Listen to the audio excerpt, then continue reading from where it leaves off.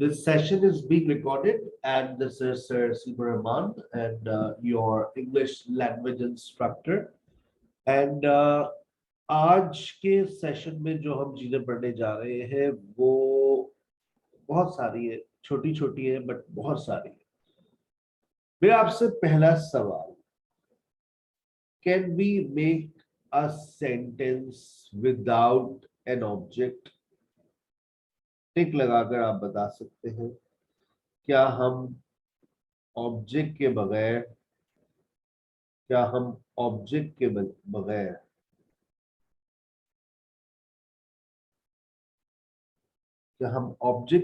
जुमला बना सकते हैं? Can we make a sentence without an object? Yes और नो? बहुत सारे लोगों ने कहा यस, ऑब्जेक्ट के बगैर जुमला बन सकता है। Can we make a sentence without an adverb? क्या एडवर्ब के बगैर जुमला बन सकता है? तो लोगों ने कहा जी बिल्कुल सर, बन सकता है, व्हाई नॉट। कल आपने बताया था ऑब्जेक्ट के बगैर भी जुमला बन सकता है, एडवर्ब के बगैर भी बन सकता है, लेकिन सर सब्जेक्ट के बगैर नहीं बन सकता। ऐसा हो सकता है कि सब्जेक्ट आपकी जबान पर ना हो, लेकिन सब्जेक्ट होगा, सेंटेंस में छुपा हुआ होगा लेकिन सब्जेक्ट होगा। So we can not make a sentence without a subject. Verb के बगैर तो जुमला बना, अगर मैं पूछ लूं वर्ब के बगैर जुमला बन सकता है, तो बेटा वर्ब जो है वो समझ ले इस फिल्म की हीरोइन है, और हीरोइन के बगैर कभी कोई फिल्म मुकम्मल हुई है? ठीक है ना? So we can never make a sentence without a verb. Verb is an essential part of a sentence. अब मेरा आपसे एक सवाल है, आज का लेक्चर यहां से शुरू भी हो रहा है। क्या एक सेंटेंस के अंदर दो ऑब्जेक्ट्स आ सकते हैं? क्या एक सेंटेंस के अंदर दो ऑब्जेक्ट्स आ सकते हैं? दिख रहा है तो आप कहेंगे जी सर बिल्कुल आ सकते हैं। Subject plus verb plus object plus adverb, बिल्कुल आ सकते हैं, दिख रहा है। लेकिन सर अगर एक सेंटेंस में दो ऑब्जेक्ट्स आ रहे हैं तो उनका नाम क्या है?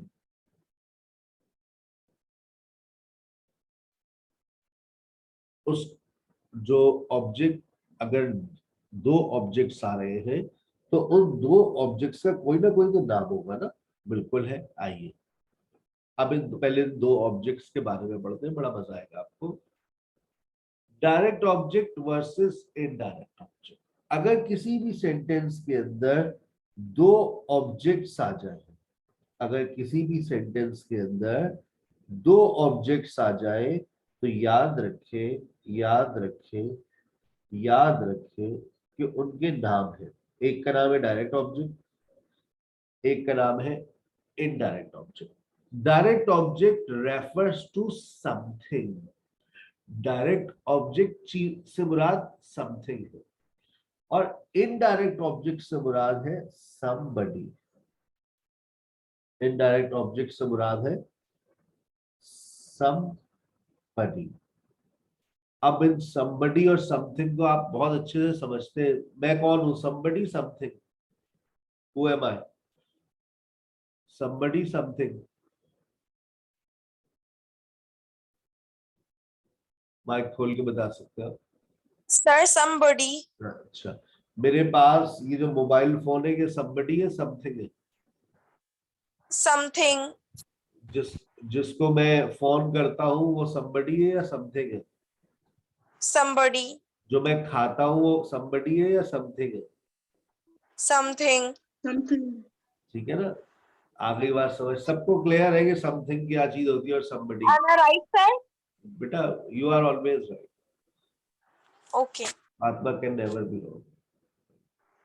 चलो, something to somebody, somebody something। वैसे मेरे तजर्बे के मुताबिक खवातीन में भी गलत हो ही नहीं सकती। Husbands are always wrong, wife can never go wrong. ये पिछले 7 साल का तजर्बा है। समथिंग टू सम, इस पर कभी बात करेंगे आपकी, very long topic, very long and boring topic. Something to somebody, somebody something, याद कर लो। अगर समथिंग पहले आएगा तो टू आएगा, अगर समथिंग पहले आएगा तो अपने बाद टू मिलेगा, अगर समथिंग बाद में आएगा और somebody पहले आएगा तो टू नहीं आएगा। ये गोरे का रूल है और ये रूल बहुत पुराना है, बहुत पुराना रूल है ये गोरे का, ठीक है ना। somebody, something, something to somebody, और इसको देखो किस तरह से किताबों में लिखा जाता है, STH और SB, ये ऑथेंटिक वे ऑफ राइटिंग है, ये इस्तेमाल किया जाता है इस तरह से। अच्छा अब आइए नीचे सेंटेंस पे चलते हैं। I asked a question, I asked a question, अगर मैंने कहा I asked a question तो मुझे बताइए, I asked a question, इसमें क्वेश्चन क्या है?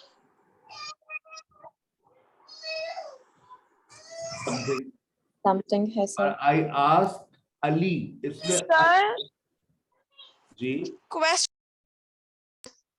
आई आस्क अ क्वेश्चन, इसमें क्वेश्चन something. समथिंग है। अच्छा आई आस्क अली, इसमें अली somebody है।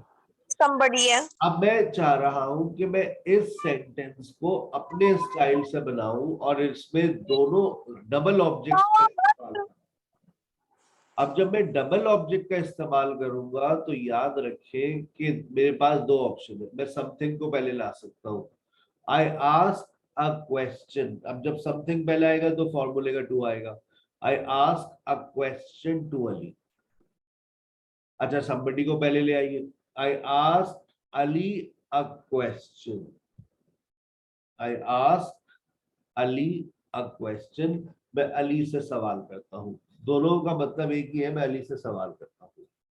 आई आस्क अली अ क्वेश्चन, मैं अली से सवाल करता हूँ। I ask a question to Ali, I ask Ali a question. अब देखिए कितना आसान है, आई टीच somebody, और somebody का नाम कौन है? सारा, आई टीच सारा। अच्छा मैं सारा को पढ़ाता क्या हूँ? ऑब्वियसली एक ही सब्जेक्ट है मेरा, English, I teach English. I teach something to somebody, I teach somebody something, अब मैंने समथिंग की जगह क्या लगा दिया? English, I teach English to Sara, I teach सारा इंग्लिश। अब आपको सेंटेंस समझ आ रहा होगा, मैं सारा को अंग्रेजी पढ़ाता हूँ, आई teach English to Sara, I teach सारा इंग्लिश। कौन सा सेंटेंस आपको ज्यादा सुनाई दिया गया आज तक जिंदगी में? I give Sadia a lecture या I give a lecture to Sadia, कौन सा सेंटेंस ज्यादा सुना है आपने? I gave a lecture to Sadia. I give a lecture to Sadia, Sadia. ये ज्यादा सुना है आपने। और आई गिव जी, सादिया अ लेक्चर, ये नहीं सुना, आज सुन रहे हैं। ये आज पहली मर्तबा सुना है, इससे पहले इतना नहीं सुना। ओके जी, ठीक है, आगे चलिए।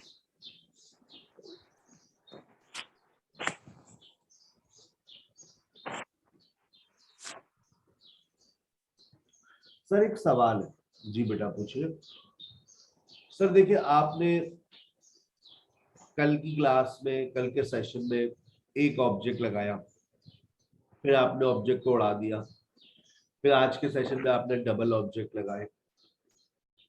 सर एक बात बताइए, ये कभी एक ऑब्जेक्ट, कभी दो ऑब्जेक्ट, कभी कोई ऑब्जेक्ट नहीं, सर इन सब के पीछे है कौन?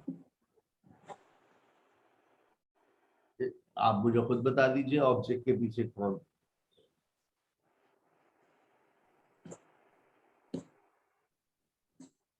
बताइए, ऑब्जेक्ट के पीछे कौन? ऑब्जेक्ट के पीछे कौन होता है? अगर मैं एक कॉमन सेंस का सवाल करूं तो बताइए ऑब्जेक्ट के पीछे कौन होता है? Verb.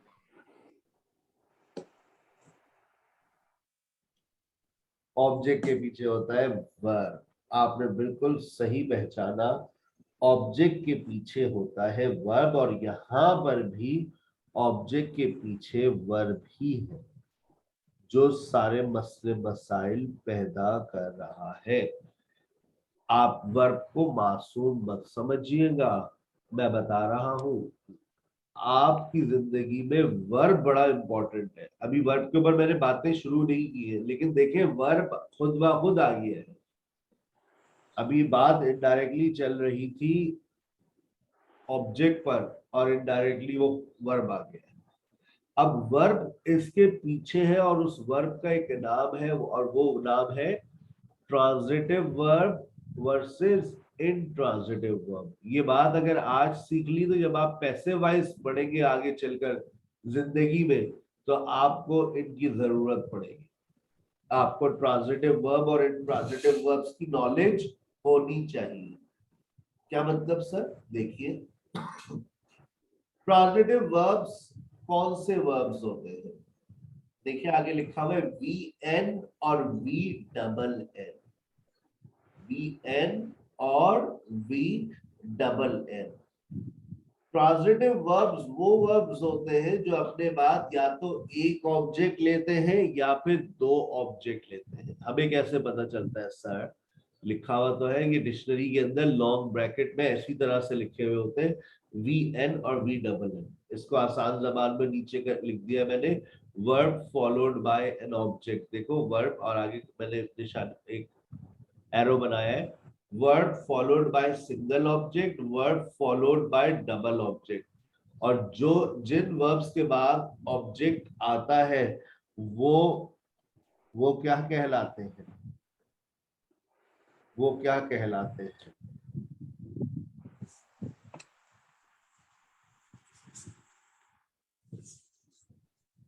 ट्रांजिटिव वर्ब, याद रखिएगा, ठीक है ना? Transitive verb.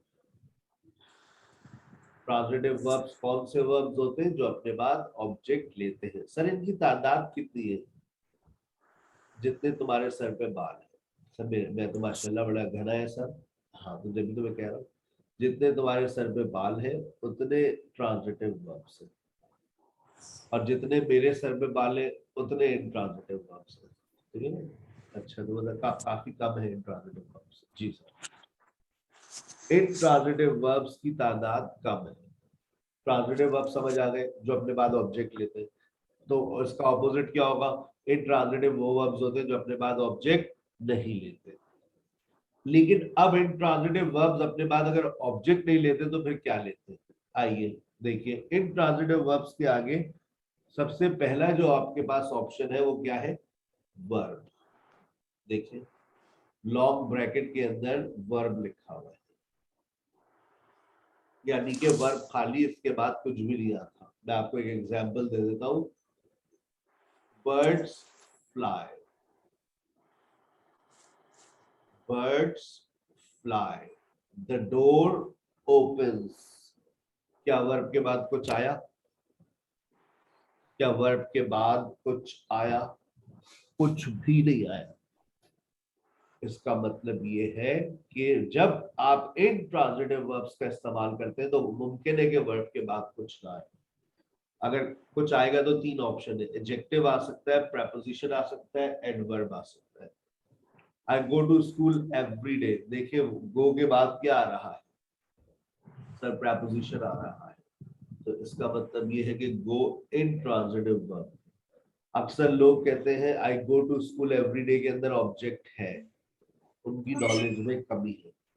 I go to school every day इसमें लोग कहते हैं स्कूल ऑब्जेक्ट है। लोग कहते हैं स्कूल ऑब्जेक्ट है क्योंकआपको ऐसा लगता है जुमले के हर आखिर में लिखी हुई चीज जो है वो ऑब्जेक्ट होती है।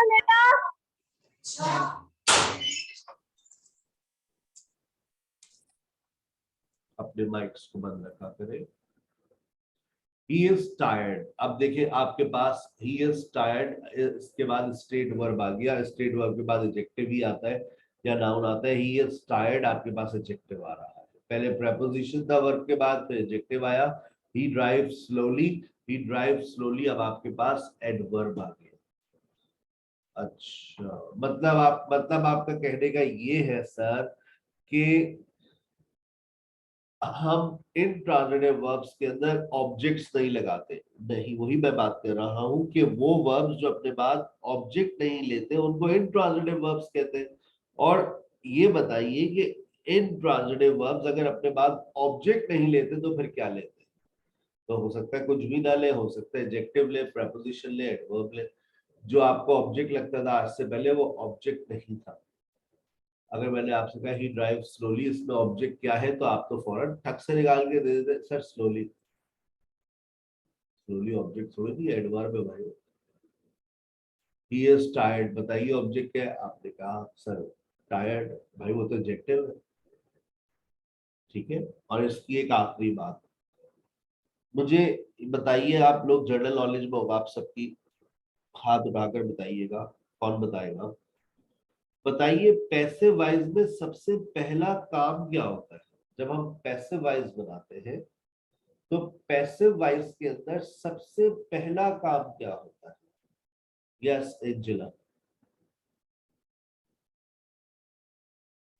Sir, we bring object at the beginning of the sentence. Very good, very good.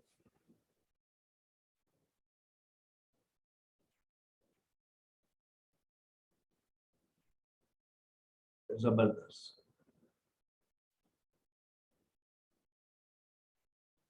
Object को हम सब्जेक्ट बना देते हैं। पैसिव में सबसे पहला काम क्या होता है? ऑब्जेक्ट को हम सब्जेक्ट बना देते हैं। जब हम ऑब्जेक्ट को सब्जेक्ट बना देते हैं तो फिर क्या होता है? पैसिव की शुरुआत होती है। लेकिन मुझे बताइए, क्या इन ट्रांजिटिव वर्ब्स में आप ऐसा कर सकेंगे?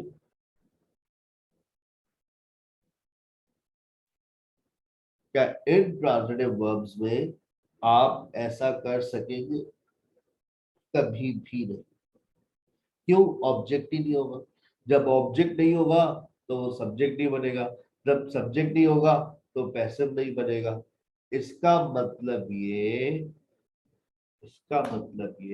intransitive verbs passive not possible, passive not possible with intransitive verb। आ गई बात समझ?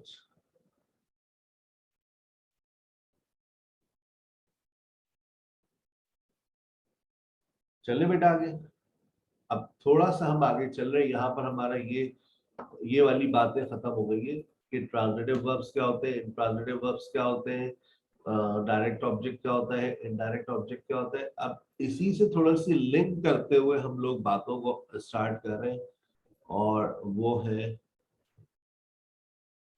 Subject, verb and object. और अभी जो आपसे पहले हम डिस्कस कर रहे हैं, वर्ब तो अभी नहीं आ रहा, वर्ब को जब आएगा तो जमीन हिलेगी। अभी सब्जेक्ट एंड ऑब्जेक्ट आपके सामने आ रहा है। अगर आज ही सेशन में ये मुकम्मल नहीं हो पाएगा क्योंकि काफी इसमें बहुत सारी बातें, और मैं आपको पता है, मैंने आपसे कहा है कि मैं आप लोग foundation special course, foundation course चल रहा है, आप लोग हर पॉइंट क्लियर करूंगा मैं फाउंडेशन लेवल का। अमूमन तो मैं स्किप कर जाता हूँ, इतना मैंने पढ़ाता हूँ फाउंडेशन लेवल में, लेकिन अमूमन स्किप हो जाती है कुछ बातें, लेकिन आपके सेशन में कुछ भी इंशाल्लाह स्किप नहीं करूंगा। I'll teach every single thing.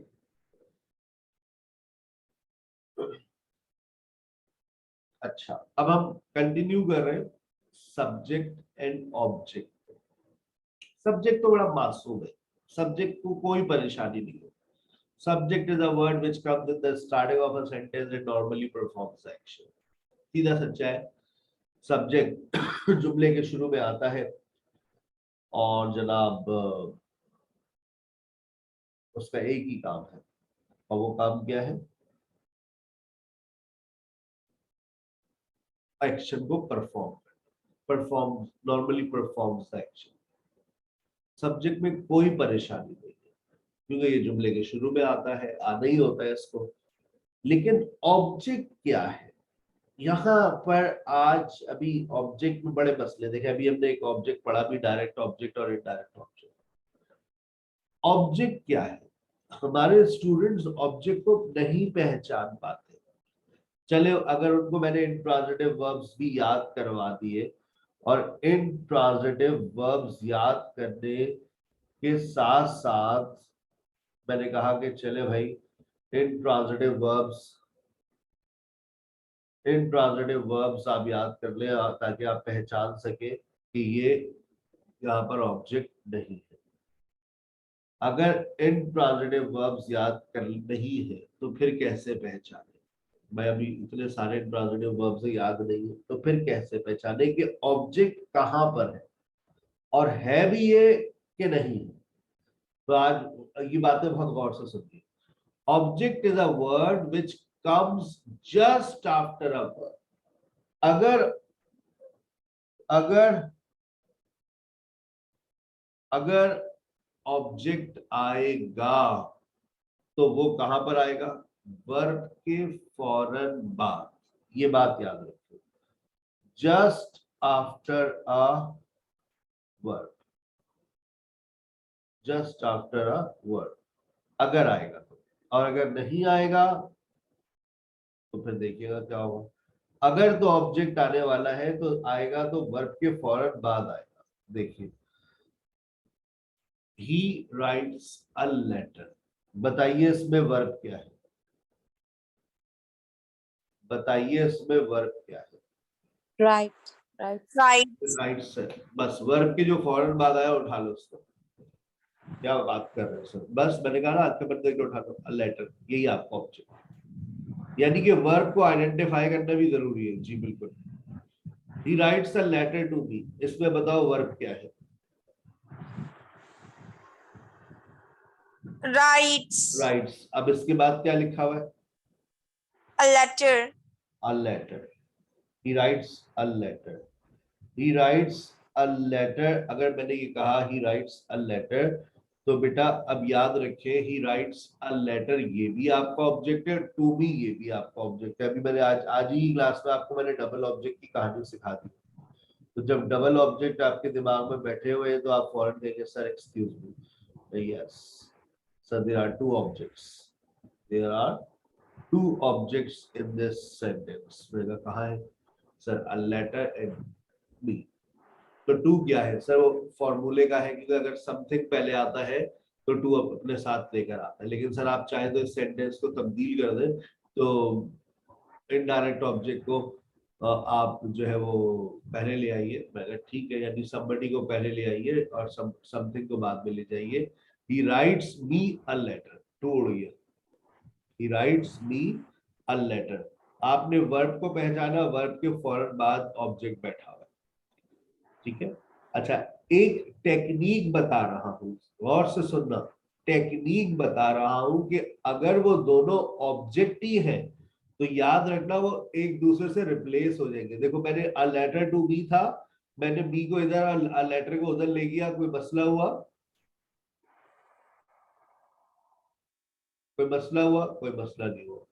यानी कि somebody और something अगर वहां पर मौजूद है तो आप उसको रिप्लेस कर सकते हैं उनकी जगहों को। somebody को पहले ले आएंगे, something को बाद में ले जाए, something पहले आ जाए, somebody बाद में आ जाए, कोई परेशानी नहीं होगी। अब मैंने पूछा they are going to school, बताइए इसमें वर्ब क्या है?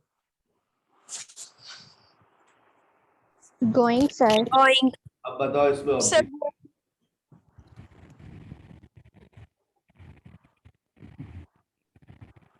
be going to school. School object है sir.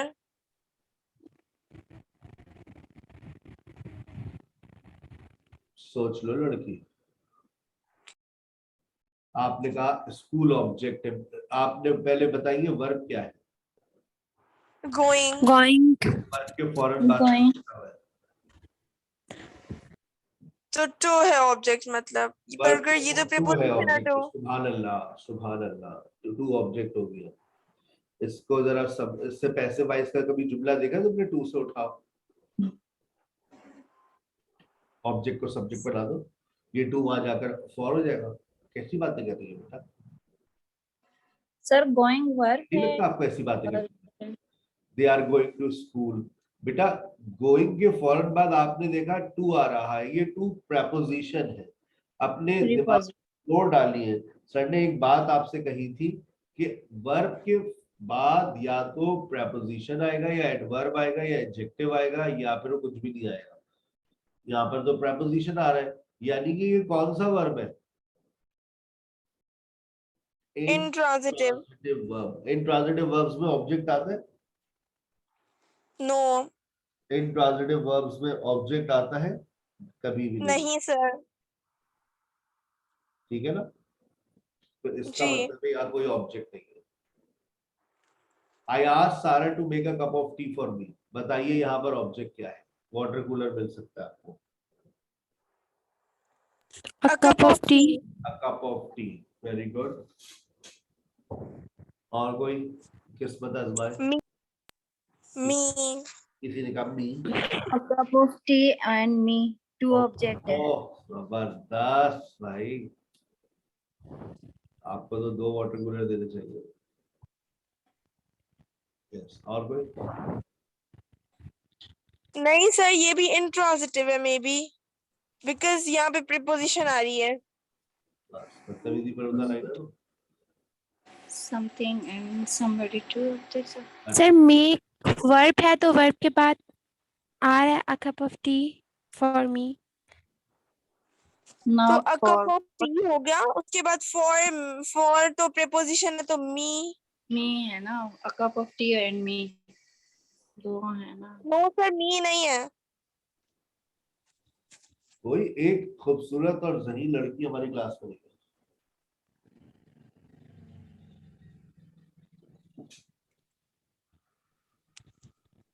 सोचे सोचे। मैं आपसे एक सवाल करता हूँ, बताइए सारा बताइए इसमें वर्ब क्या है? Make ask Make. ओ, Sir, make. Ask ask I ask Sara नहीं लिखा हुआ नजर आ रहा है क्या तुम लोगों को? जी सारा इसमें object है। आपको सब्जेक्ट और वर्ब नहीं दिख रहा? आंखें कमजोर? जी सर। आई आस्क सारा, यहाँ पर आस्क क्या है? वर्ब। Verb. वर्ब के बाद वर्ब क्या है आ रहा है? सर। सारा वर्ब के बाद जो भी आ रहा है, वर्ब के वो बाद जो भी आ ऑब्जेक्ट रहा है वो आपका क्या है? Object. ऑब्जेक्ट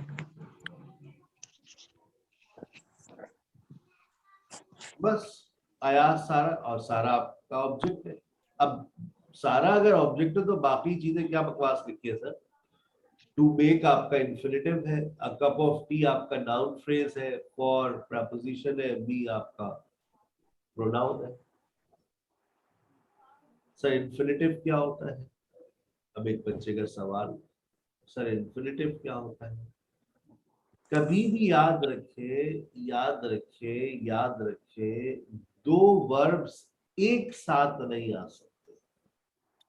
उन 2 वर्ब्स को एक साथ आने के लिए या तो बीच में दीवार खड़ी करनी पड़ेगी या फिर दूसरे वर्ब को अपनी शक्ल बदलनी पड़ेगी। दीवार खड़ी करने का मतलब ये होता है कि या तो आपको इन्फिनिटिव लगाना पड़ेगा। आई वॉन्ट टू गो, बीच में क्या लग गया? To. बीच में क्या लग गया? To. To. I want to go, to go. अब ये जो टू गो है ये बेसिकली आपका क्या बन गया? Infinitive. To plus base form of verb को, infinitive to plus base form of verb को क्या कहा जाता है? To plus base form infinitive verb को इन्फिनिटिव कहा जाता है। अच्छा, हम दीवार नहीं खड़ी करना चाह रहे, हम चाह रहे हैं बस लोग देखते रहे एक दूसरे को। देखा, अच्छा जी, तो फिर आपको उसकी शक्ल बदलनी पड़ेगी। I want plus verb ING. लेकिन मसला ही एक है कि वॉन्ट अपने बाद वर्ब आईएनजी नहीं लेता। वॉन्ट अपने बाद वर्ब आईएनजी नहीं लेता, वो कहता है भाई मेरे बाद तो इन्फिनिटिव ही आएगा। यानी कि वर्ब भी कुछ वर्ब्स ऐसे होते हैं जो अपने बाद इन्फिनिटिव लेते हैं, और कुछ वर्ब्स ऐसे होते हैं जो कहते हैं जो दिल चाहे आपका मालिक, आप लगा दीजिए। I like teaching, I like to teach. I like teaching, I like to teach, कहते हैं मालिक आपका जो दिल चाहे आप लगाइए, इन्फिनिटिव या फिर जैरेंट। जैरेंट क्या होता है? जब आप ये जो वर्ब, आप याद रखिएगा, जरूरी नहीं है, जरूरी नहीं है, जरूरी नहीं है कि जो वर्ब आपको आईएनजी में दिखे वो वर्ब ही हो सकता है कि वो जेरेंड हो, और जेरेंड का दूसरा नाम होता है नाउन, हो सकता है कि वो नाउन हो। आई लाइक टीचिंग, इसमें वर्ब क्या है?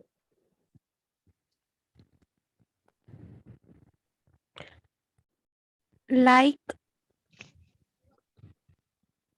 आई लाइक टीचिंग में वर्ब है आपका लाइक, और टीचिंग क्या है? teaching, sir, profession, noun. Teaching जो है वो आपका नाउन है, जेरेंड है, इसको आप वर्ब का दर्जा नहीं दे सकते। ठीक है, I like teaching, I like to teach, both are possible. लेकिन एक और बात, पिक्चर अभी बाकी है। एक वर्ब ऐसा भी होता है जो अपने बाद इन्फिनिटिव लेना गवारा नहीं करता, वो कहता है भाई मेरे बाद तो ना बस जेरेंड ही आना चाहिए। अभी ऊपर मैंने क्या मसला हुआ था पहले में, वो कहता था मेरे पास इन्फिनिटिव भी आएगा, मैं जेरेंड ही लूंगा। अब फिर दूसरे में क्या हुआ, उसने कहा सर जो आपका मालिक, जो आपका दिल चाहे। I like to teach, I like teaching, both are correct. लेकिन अब जो वर्ब आ रहा है वो कह रहा है भाई इन्फिनिटिव नहीं लेना, किसी सूरत नहीं हम इन्फिनिटिव को ले सकते। I started teaching in 2004। आप ये कभी सुना है आई स्टार्टेड टू टीच? कभी सुना है आपने? आई स्टार्टेड टू टीच सुना है? आई स्टार्टेड कभी भी नहीं सुनेंगे। आई स्टार्टेड के स्टार्ट अपने बाद हमेशा वर्ब आईएनजी लेता है। आ गई बात समझ? क्लियर हो गई? I like teaching. अब ये देखो, I look forward to hearing from you. बताओ यहाँ पर हियरिंग क्या है? वर्ब है या नाउन है या जेरेड है? Sir, I look forward to hearing from you, यहाँ पर हियरिंग क्या है?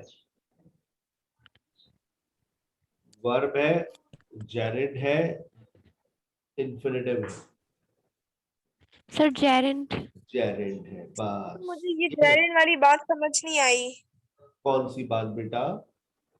सर ये जो आप बोल रहे थे ना, आई लाइक टू टीच और फिर आई स्टार्टेड टू टीच, मुझे ये वाली बात समझ नहीं आई। देखिए, स्टार्ट अपने बाद हमेशा वर्ब आईएनजी लेता है। आप ये कह ही नहीं सकती आई स्टार्टेड टू टीच, आप हमेशा क्या कहेंगी? I started teaching. स्टार्ट के बाद जो भी वर्ब आता है वो आईएनजी में आता है। मान लो मेरी बात, स्टार्ट के बाद जो भी वर्ब आता है वो आईएनजी फॉर्म में आता है, मान लो मेरी बात। आप स्टार्ट के बाद इन्फिनिटिव नहीं लगा सकते, यानी कि to plus base form of verb का इस्तेमाल आप स्टार्ट के बाद नहीं लगा सकते। ओके, और लाइक? लाइक ने कहा मालिक जो दिल चाहे लगा लीजिए, आपका है, सब कुछ आपका है। I like to teach, like मतलब हम अपनी मर्जी से लगा सकते हैं। आई लाइक टू टीच, अब ये आई लाइक तीन तरह टीचिंग। के वर्ब्स हैं, ये तीन तरह के वर्ब्स हैं। तो एक वर्ब कहता है मेरे बाद इन्फिनिटिव लगाओ, एक वर्ब कहता है मेरे बाद जेरेंड लगाओ, और एक वर्ब कहता है जो दिल चाहे लगाओ।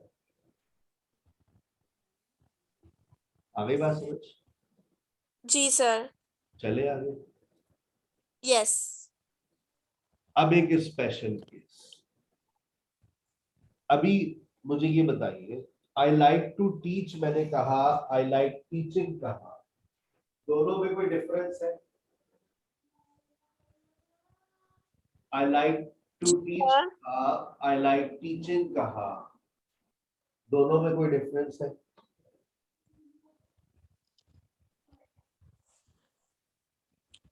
Yes, sir. मुझे टीचिंग करना पसंद है और मुझे टीच करना पसंद है। अब कोई डिफरेंस? मुझे पढ़ाना पसंद है। I like to teach, I like to teach, I like teaching. No difference at all. No difference at all. I like to teach. I like teaching. No difference in meaning at all. यानी कि आप infinitive लगाए या आप infinitive लगाए या gerund लगाए, there is no difference in sentence. अच्छा खुदा क्या से बिठाई टच है। अब मेरी बात गौर से तवज्जो के साथ सुनना है। I stopped to smoke और I stopped smoking.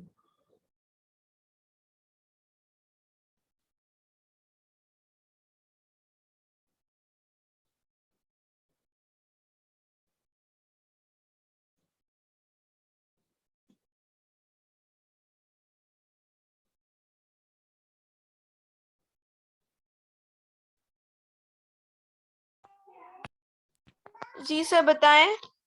I stopped to smoke, I stopped smoking. दोनों में डिफरेंस बताने वाले को आज वाटर कूलर मिलेगा।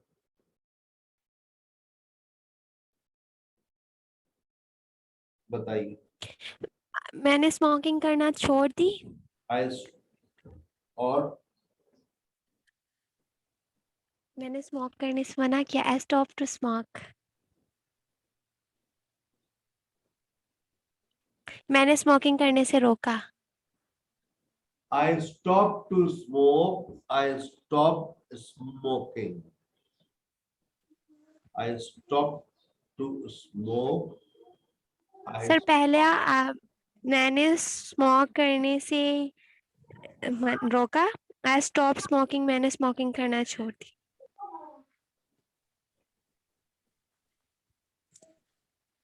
याद रखिए, I stopped to smoke और I stopped smoking में डिफरेंस है। मैं अपने दोस्त के साथ जा रहा था बाइक पे, उसने कहा रोक रोक रोक रोक रोक। क्यों? अबे सुट्टा तो ले लो। कम कर दो, मतलब बहुत ज्यादा ही सिगरेट पीते हो। अबे भाई क्या हो गया? रोको गाड़ी रोको। अच्छा, मैंने आई स्टॉप टू स्मोक। आओ तुम भी पी लो, क्या हो गया? एक लगा लो, कुछ नहीं होगा। आई स्टॉप टू स्मोक, मैं सिगरेट पीने के लिए रुका। I stop to smoke, I stop to smoke, मैं सिगरेट पीने के लिए रुका। अब आप ये देखिए, आई स्टॉप टू स्मोक और दूसरा, when I got married, I stopped smoking. जब मैं शादी कर लूंगा तो मैं सिगरेट जब पीना मेरी छोड़ शादी हुई तो मैंने सिगरेट पीना छोड़ दी। डिफरेंस है या नहीं? एक में मैंने सर यस है। Sir. I stop to smoke, मैं सिगरेट पीने के लिए रुका। और आई स्टॉप स्मोकिंग, मैंने मतलब यहाँ पर मैंने छोड़ ही दी। I give up, I give up smoking. Clear? यानी अच्छा सर, मतलब अब ये भी एक अलग यस सर। मतलब ये चीज भी अलग, बिल्कुल अलग चीज है कि अगर इन्फिनिटिव होगा तो कुछ और मतलब होगा, अगर जेरेंड होगा तो मतलब कुछ और होगा। बिल्कुल ऐसा हो सकता है। मतलब सर कैसे समझ नहीं आया। I stop to smoke infinitive लग रहा है, मतलब कुछ और है। आई स्टॉप स्मोकिंग जेरेंड लग रहा है, मतलब कुछ और है। दोनों का मतलब डिफरेंट है ना। तो ये जी इसका यस सर। स्पेशल केस है। यानी कि ऐसे अभी और भी आपको वर्ब्स मिल जाएंगे कि जब आप उनके बाद इन्फिनिटिव या जेरेंड लगाएंगे तो दोनों के मतलब कुछ और होंगे, सेम नहीं होंगे। जबकि ऊपर हमने okay. Like to teach, I like teaching, both sentences have same meaning. ये बुनियादी बातें हैं। सर का इन बातों को पढ़ाने का जो मकसद ये है कि जब आप बड़े होंगे तो ये छोटी छोटी चीजें कोई नहीं पढ़ाता। फिर आप कहेंगे भाई यार मैं टेंसेस ही आ जाए। भाई मैं कहता हूँ टेंसेस से पहले ट्रेन तो बाद में चलेगी, पहले पटरी तो डाल दो उसकी। सर टेंसेस आते हैं, इजी है। बस ये टेंसेस आते हैं। और जब टेंसेस पढ़ोगी ना तुम अपनी जबान से कहोगी सर हमें तो लगता था टेंसेस हमें आते हैं, हमें तो कुछ भी नहीं आता। ये 18 साल का तजर्बा है बहन। जो लोग कहते हैं ना टेंसेस आते हैं, नहीं आते। सर 10 दफा पढ़े हुए हैं, 10 दफा। अरे हमारे भाई ने इतना पढ़ाए थे टेंसेस, वो रजिस्टर के रजिस्टर भर दिए थे, इतना टेंसेस पढ़ाया था। लेकिन क्या फायदा हुआ? कोई भी फायदा नहीं हुआ। ठीक है, चल सर मुश्किल है क्या? आसान है, बहुत ही आसान है, हलवा।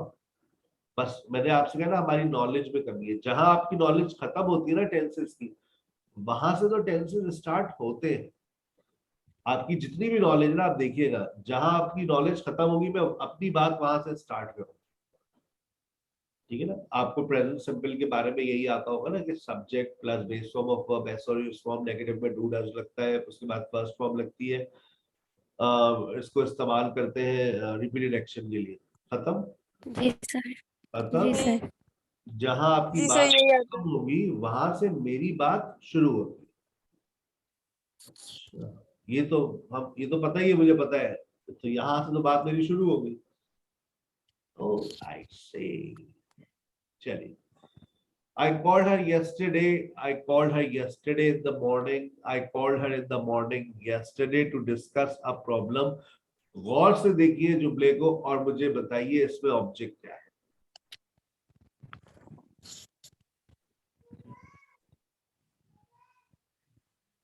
yesterday।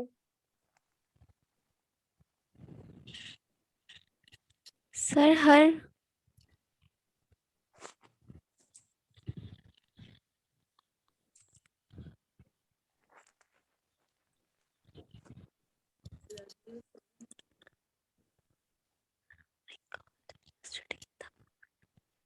किसी ने कहा सर हर, yesterday।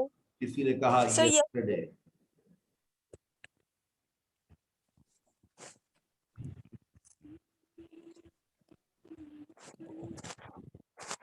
सर क्या है ऑब्जेक्ट? और कोई देखे नीचे, 7 को भी देखे, 8 को भी देखे। I called her in the morning yesterday. I called her yesterday in the morning. I called her in the morning yesterday to discuss a problem. Sir her sir yesterday लग रहा है मुझे फर्स्ट सेंटेंस में। माशाल्लाह, माशाल्लाह। कौन है आपका इंग्लिश का teacher? Sir Arif sir Arif कौन है? क्यों बदनाम कर जतोई। रही है? आरिफ जतोई क्यों बदनाम कर रही है बेटा उनको? मेरा नाम ले सर रही। गलत I called her. गलत बता। I called her yesterday. मैंने अभी आपको एक बात समझाई है, इसमें वर्ब क्या है? सर ये हर होगा। सर called बुलाना।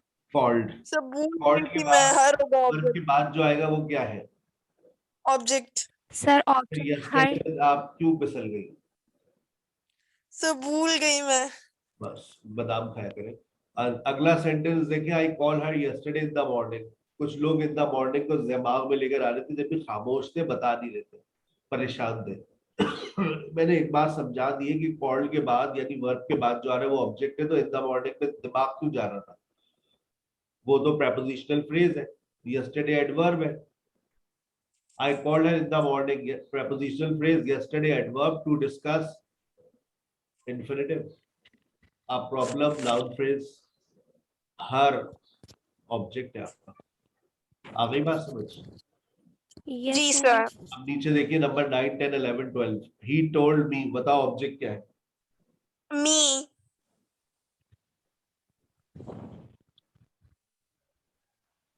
He told me Sir, yesterday, अब बताओ ऑब्जेक्ट क्या है? he told me yesterday। Her me। Sir me जो है वो ऑब्जेक्ट है, टोल्ड वर्ब है, और जो यस्टरडे है ये वो सब्जेक्ट। एडवर्ब।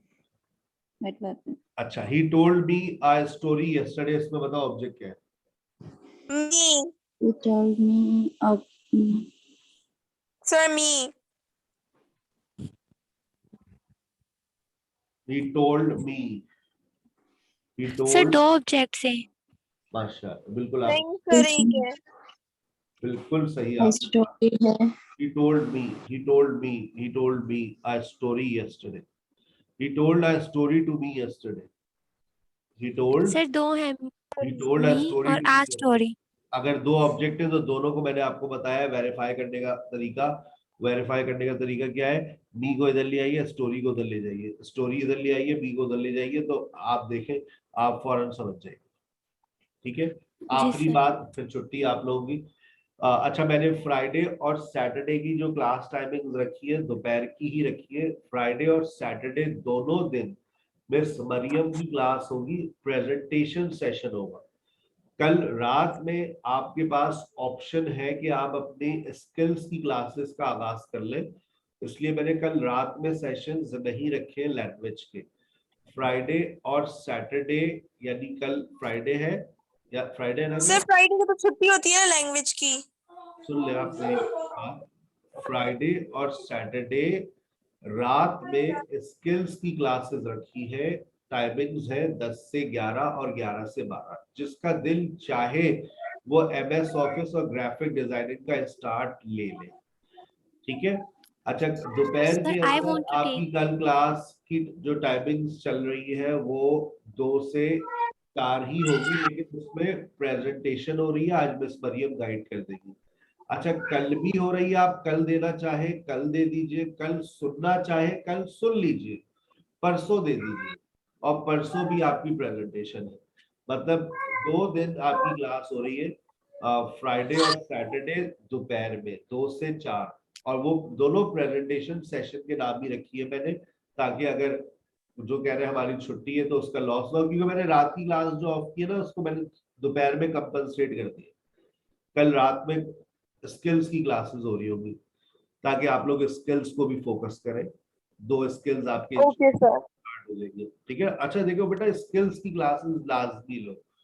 आज जी अब ये जो 5 स्किल्स की क्लासेस दे रहा हूँ ना फ्री, आप और लोगों को भी रेफर कर सकते हैं। हमने पूरे पाकिस्तान के अंदर अभी एक कैंपेन चलाई हुई है, हम 5 स्किल्स की क्लासेस फ्री दे रहे हैं। रजिस्ट्रेशन सर मैं कर, अपनी फ्रेंड्स को बोल सकती हूँ?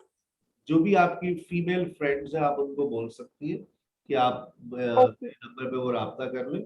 1000 रुपए रजिस्ट्रेशन है, जिसका ड्यूरेशन 2 मंथ्स है। मतलब आपने 1000 रुपए देकर रजिस्ट्रेशन करवा लिया, अब 2 महीने तक पढ़िए आपसे। अभी उसमें हम 3 कोर्सेज और ऐड कर रहे हैं, अभी 3 और स्किल्स के कोर्सेज आ रहे हैं। सर आप इतना क्यों कर रहे हैं?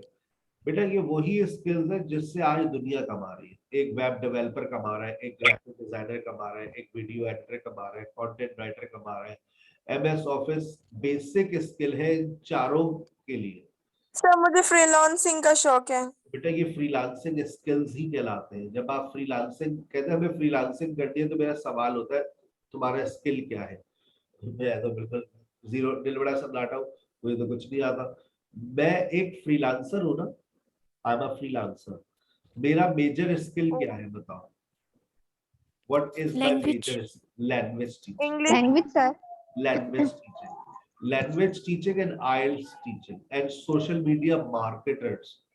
मैं पिछले 12 साल से सोशल मीडिया मार्केटिंग भी कर रहा हूँ। I am a social media marketer, I am an English language instructor and I am IELTS expert। और अभी इंशाल्लाह एक और चीज पे मैं आजकल बहुत स्टडी कर रहा हूँ, and soon I will become a YouTuber। So ये मैं YouTube के ऊपर भी मैं अभी बात करूंगा इंशाल्लाह। I will talk on YouTube। मैं एक कोर्स स्टार्ट कर रहा हूँ YouTube के ऊपर, एंड सोशल मीडिया मार्केटिंग तो आजकल पढ़ा रहा हूँ, मेरे क्लासेस चल रही है, फ्रीलांसिंग की क्लासेस चल रही है। लेकिन मेरे और स्किल्स क्या है? आई एम अ ग्राफिक डिजाइनर, लेकिन मैं ग्राफिक डिजाइनिंग से कमाता नहीं। आई एम अ वीडियो एडिटर, लेकिन मैं वीडियो एडिटिंग से कमाता नहीं।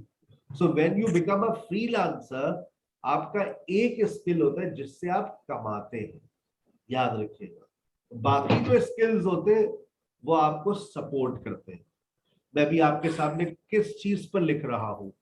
MS ऑफिस पर।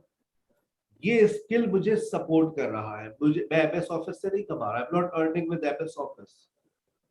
समझ रहे हैं आप बात? When yes you sir. become a freelancer, you must have multiple skills. That's why I'm offering you free of cost sessions, that you learn all these skills और इन्हीं एक स्किल में से अपने एक स्किल को चमकाओ। अच्छा, हो सकता है कि आपके मैं अपनी फ्रेंड्स को बोलूंगी तो वो आपसे 1000 रुपीज में रजिस्टर करवाएंगी, उनके रजिस्टर लिए फ्री नहीं होगा। रजिस्टर करवाएंगे, एग्जैक्टली रजिस्टर करवाएं और क्लासेस ले 2 महीने तक। ओके, मैं उनको बोलूंगी आज। ठीक है ना? This is a wonderful offer for everyone and everybody is available. क्या बुरा है, मतलब यही 5 कोर्सेज अभी आप फिजिकली करने जाए 35,000 40,000। एमएस ऑफिस का कोर्स 5,500 रुपए का करवाता है हमारे करीब में जो एक अच्छा इदारा है, 5,500 रुपए एमएस ऑफिस सबसे सस्ता कोर्स होता है। बाकी सबसे जो महंगा कोर्स है वो ग्राफिक डिजाइनिंग 25,000। लेकिन आपको ये जो टीचर्स मिलेंगे ये आपको इतना कर देंगे कि आपको स्टैंड मिल जाएगा, आप निकल पड़ेंगे आगे, अपना रास्ता खुद देखेंगे। ठीक है बेटा, इंशाल्लाह see you in the next session. हमारा अभी सब्जेक्ट एंड ऑब्जेक्ट की शुरुआत हुई। सब्जेक्ट एंड ऑब्जेक्ट क्या है ये इंशाल्लाह नेक्स्ट क्लास में डिस्कस करेंगे। प्रेजेंटेशन सर आपकी रिकॉर्ड होगी, बहुत अच्छी प्रेजेंटेशन दीजिएगा सर मिस मरियम को। कल दोपहर 2 से 4 भी क्लास होगी मिस मरियम की आपके साथ, परसों सर भी प्रेजेंटेशन किस बारे में होगी? मिस मरियम सर आपको आपसे मिस मरियम आपको गाइड थैंक यू। सर अल्लाह हाफिज। जी बोलो। सर